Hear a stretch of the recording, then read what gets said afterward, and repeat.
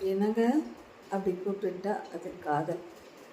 என்னங்க காதலை கூப்பிட்றது கேட்கல அப்படின்னு கேட்டால் அது உரிமை. என்னங்க எத்தனை தடவை கூப்பிட்றது, அமைதியாகவே இருந்தால் எப்படி அப்படின்னு கேட்டால் அது கண்டிப்பு.